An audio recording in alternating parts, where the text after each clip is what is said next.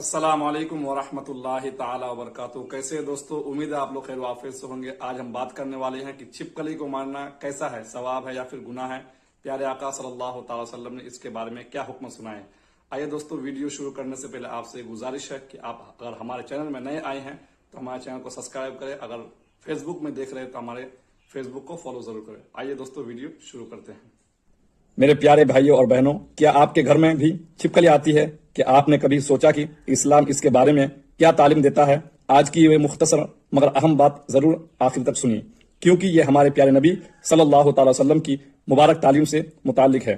نبی کریم صلی اللہ تعالی وسلم نے چھپکلی کے بارے میں ایک خاص ہدایت فرمائی ہے۔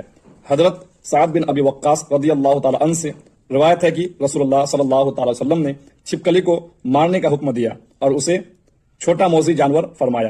ایک اور حدیث میں آتا ہے کہ جب حضرت ابراہیم علیہ السلام کو آگ میں ڈالا گیا تو چھپکلی آگ کو بھڑکانے کے لیے پھونک مارتی تھی۔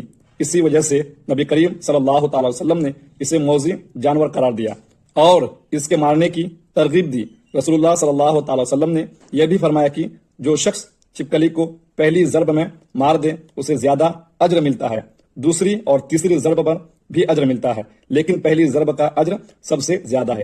اس سے ہمیں یہ سبق ملتا ہے کہ اسلام صرف عبادات ہی نہیں سکھاتا بلکہ ہماری روزمرہ زندگی میں بھی رہنمائی کرتا ہے۔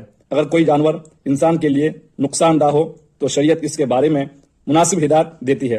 البتہ ایک بات ہمیشہ یاد رکھے، اسلام ظلم کی اجازت نہیں دیتا۔ کسی بھی جانور کو بلا وجہ تکلیف دینا یا محض کھیل تماشے کے لیے مارنا جائز نہیں۔ اگر چھپکلی نقصان پہنچانے والی ہو یا گھر میں موجود ہو تو نبی کریم صلی اللہ تعالی وسلم کی سنت کے مطابق اس سے نجات حاصل کی جا سکتی ہے، لیکن ہر کام میں رحم اور حکمت کا دامن ہاتھ سے نہیں چھوڑنا چاہیے۔